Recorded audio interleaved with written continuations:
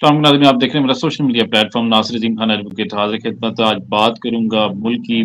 بڑی اہم خبروں پر، اور خاص طور پہ اپنے مہمان سے تجزیہ اور تبصرہ بھی جانیں گے۔ اس کے حوالے سے پاکستان تحریک انصاف کے متعدد رہنماؤں کے جو کاغذات نامزدگی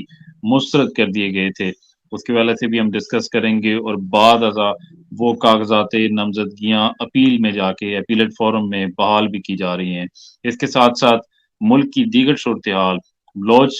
لوگوں کا اسلام آباد میں دھرنا بھی جاری رہا، اور فواد چودھری کے حوالے سے بھی بات کرتے چلیں کہ جسمانی ریمانڈ میں مزید 4 روز کی توسیع کر دی گئی، آئی پی پی کا مستقبل، اور پاکستان میں حکومت کس کی آنے جا رہی ہے۔ تمام خبروں کو ڈسکس کریں گے۔ عمر خطاب بٹو صاحب ہمارے ساتھ موجود ہیں، اینکر پرسن ایک چینل کے اور تجزیہ کار بھی ہیں۔ عمر صاحب بہت شکریہ، آپ نے ٹائم دیا، اور ساتھ ہی سوال لے لیں، کیا دیکھ رہے ہیں عمر صاحب؟ حکومت کس کی آ رہی ہے؟ کس کو دیکھ رہے ہیں پرائم منسٹر پاکستان؟ بہت شکریہ ناصر صاحب، آپ نے مجھے انوائٹ کیا۔ تو جو آپ نے سوال یہ کیا ہے کہ کس کو آپ دیکھ رہے ہیں، ہم تو کئی سالوں سے دیکھ رہے ہیں 2 3 جو پارٹیز ہیں وہی اس ملک کو جو ہے وہ چلا رہی ہیں۔ کبھی ایک پارٹی آتی ہے تو دوسری جو ہے دوسرے سیزن میں اس کی باری آ جاتی ہے، ان کی باریاں ہوتی ہیں۔ تو یہ باری باری، آپ کی باری اور میری باری، اس طرح کا کھیل ہوتا ہے یہاں پہ ہمارے۔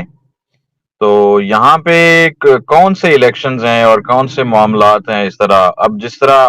الیکشن کی ڈیٹ تو اناؤنس کر دی گئی ہے کہ فلاں جو ہے ڈیٹ ہے 8 فروری کو الیکشن ہوں گے، عام انتخابات ہونے جا رہے ہیں۔ عام انتخابات ہیں ناصر بھائی کے جس کے بارے میں پہلے یہ بتایا گیا تھا کہ ہمارے پاس بجٹ نہیں ہے الیکشن کروانے کے لیے، ہمیں سیکیورٹی خدشات ہیں اور سیکیورٹی کے لیے ہمارے پاس پیسہ نہیں ہے۔ اب سوال یہ جنم لیتا ہے کہ اب پیسے کہاں سے آ گئے ہیں اور اب یہ کس طرح الیکشن کروا رہے ہیں۔ دوسری بات یہ ہے کہ لیول پلینگ فیلڈ کی ہر پارٹی بات کرتی ہے، یہ تو ایک سیپریٹ چیز ہے، ایک سیپریٹ ایشو ہے کہ ہر پارٹی رولا ڈال دیتی ہے جب اس کو من پسند چیزیں نہیں مل رہی ہوتی، یا من پسند اس کو فیور نہیں مل رہی ہوتی، یا ایک پارٹی کو فیور مل رہی ہوتی ہے تو اس کے خلاف وہ محاذ رائی پر اتر آتے ہیں۔ یہ وہ باری سسٹم ہی ہوتا ہے، یہ لیول پلینگ فیلڈ والا بھی۔ جس طرح نون لیگ کو جو ہے 2018 میں اس کو دیوار کے ساتھ لگایا گیا، اسی طرح پی ٹی آئی کے ساتھ ہو رہا ہے اب۔ اور دوسری چیز یہ ہے کہ پی ٹی آئی جو یہ مطالبہ کر رہی ہے کہ ہمیں لیول پلینگ فیلڈ نہیں مل رہی، یہ ان کا مطالبہ جائز ہے، لیکن یہ ہوتا آ رہا ہے، ہماری ٹریڈیشن ہے، ہماری سیاست کی ٹریڈیشن ہے۔ تو ایک روایت جو چلتی آ رہی ہے وہ اتنا جلدی کیسے ختم ہو سکتی ہے؟ اگر اس کو ختم کرنا ہے تو یہ جو ہمارے سیاستدان ہیں، جو پولیٹیشنز ہیں، جو پارٹیز ہیں، یہ اپنی پالیسیز کو اگر ریوائز کریں گے تو اب اگر خود ٹھیک ہوں گے تو یہ اس طرح کی روایت ختم ہو سکتی ہے۔ ادروائز یہ تو اپنی من مانی اور اپنے فائدے کے لیے عمر صاحب ایک سوال لے جی لیں، ایک سوال یہ لے لیں، فواد چودھری کے حوالے سے جاننا چاہوں گا کہ آج بھی جسمانی ریمانڈ میں مزید 4 روز کی توسیع کر دی گئی۔ فواد چودھری کو ایک موقع پر آئی پی پی کے اجلاس میں دیکھا گیا جو نیچے بیٹھے ہوئے تھے، اس کے بعد فواد چودھری کو ریلیز بھی کر دیا گیا تھا۔ فواد چودھری کی گرفتاری اور اب کیسے منظر دیکھ رہے ہیں؟ وجوہات کیا ہیں؟ فواد چودھری سے غلطی کون سی ہوئی کہ دوبارہ پابند سلاسل ہونا پڑا؟ ناصر بھی ان کی غلطی یہی ہے کہ وہ پی ٹی آئی میں تھے اور خان صاحب کے ساتھی تھے، اور جو بھی ان کا ساتھی تھا اور جتنا زیادہ قریب تھا اس کو اتنے زیادہ مسائل درپیش ہیں، اور اتنی ان کے لیے سزا جو ہے مشکل ہے، اتنی ان کے لیے قید بھی زیادہ ہے، اتنے ان کے لیے قانون بھی زیادہ ہیں۔ اور جو لوگ قریب بھی تھے لیکن انہوں نے ان سے منہ موڑ لیا، ڈر کی وجہ سے موڑ لیا، یا زور زبردستی سے ان سے واپس وہ مطلب انہوں نے اپنا منہ موڑ لیا، یا جس طرح بھی معاملات تھے وہ تو دوسری پارٹیز میں چلے گئے۔ موسٹلی جو کینڈیڈیٹ تھے وہ استحکام پاکستان پارٹی، جس کا آپ نے پہلے ذکر کیا ہے کہ اس پہ بھی ہم بات کریں گے،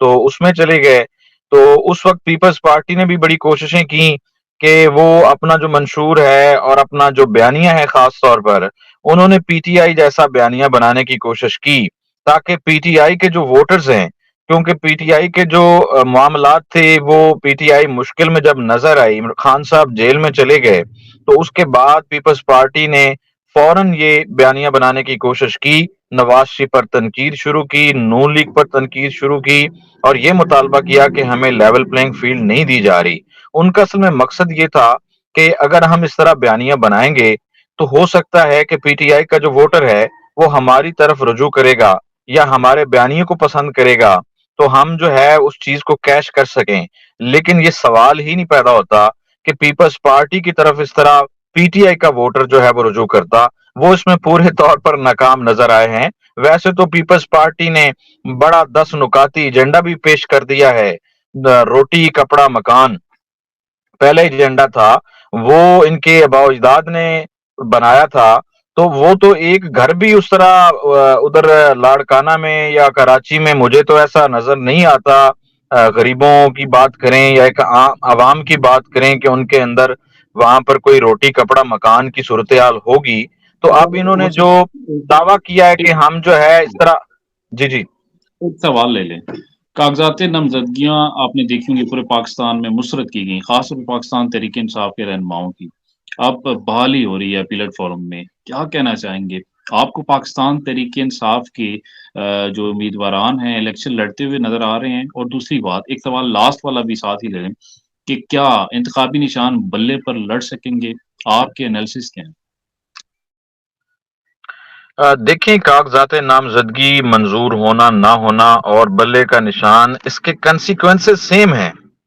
اس کے پیچھے جو وجوہات ہیں ناصر بھائی وہ سیم ہیں۔ اب دیکھیں، جو طرز حکومت رہا ہے پی ٹی آئی کا، تو آپ دیکھ لیں کہ پہلے سال کے بعد، سال ڈیڑھ سال کے بعد جس طرح سے انہوں نے ہمارے ایک ایسے ادارے کے خلاف محاذ آرائی شروع کی جو پاکستان کے دفاع کے لیے کام کر رہا ہے اور ہمیشہ سے کوشاں رہا ہے، تو اس کے خلاف جلسوں میں، تقریروں میں ان کے نام لے کر ان کے نام اچھالنا، الزامات لگانا، یہ چیزیں حالانکہ کسی اور طریقے سے بھی ڈسکس کی جا سکتی تھیں یا مفاہمت سے بھی یہ معاملات حل کیے جا سکتے تھے۔ اور وہ ادارہ، جس ادارے نے پی ٹی آئی کو پی ٹی آئی بنایا، وہ ادارہ جس نے خان صاحب کو وزیر اعظم بنایا، اسی ادارے پہ کیچڑ اچھالنا، اسی ادارے پر الزامات لگانا، اسی ادارے کو کے حوالے سے ان کے خلاف لوگوں کے دلوں میں نفرت پیدا کرنا، سوشل میڈیا پر یا ٹی وی چینل جہاں پر بھی ان کو موقع ملا، تو اس طرح کی محاذ آرائی یہ جو انہوں نے شروع کی تھی، اسی کے یہ نتیجہ ہے، اسی کے یہ کانسیکوینسز ہیں کہ یہ پی ٹی آئی کا جو نشان ہے بلے کا وہ بھی ان سے چھن گیا،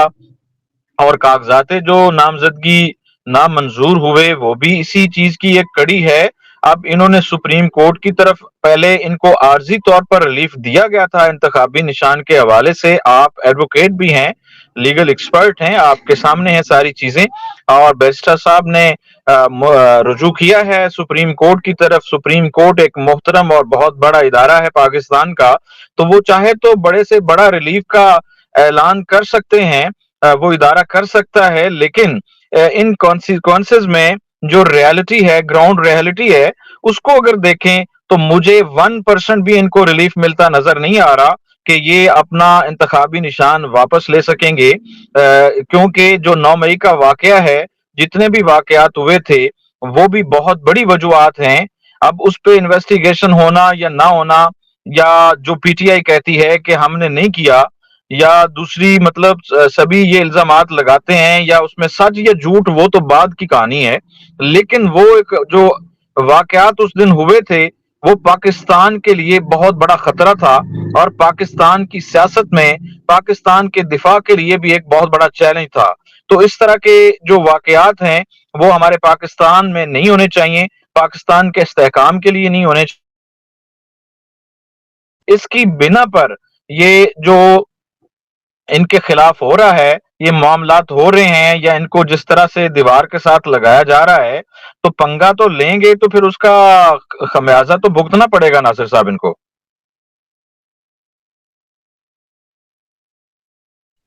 बहुत शुक्रिया उमर साहब, आपने टाइम दिया और बड़ी खूबसूरत गुफ्तगू फरमाई और तज़िया और तबसरे से इंशाअल्लाह ताला हमारे व्यूअर्स इस्तिफ़ादा भी हासिल करेंगे और वो सोचने समझने पर मजबूर भी होंगे कि पाकिस्तान के लिए कौन-सी जमात और पाकिस्तान के लिए क्या बातें बेहतर हैं और इंशाअल्लाह ताला उम्मीद करेंगे आप दोबारा भी हमारे चैनल के लिए टाइम देंगे। आप देख रहे थे सोशल मीडिया प्लेटफ़ॉर्म नासिर अज़ीम खान एडवोकेट आपसे मुखातिब था। मेरा साथ दे रहे थे उमर ख़त्ताब भुट्टू साहब, जो कि एंकर पर्सन चैनल के और तज्ज़िया कार के तौर पे मेरे साथ शामिल हुए। इंशाअल्लाह ताला दोबारा हाज़िर होंगे। अल्लाह हाफ़िज़।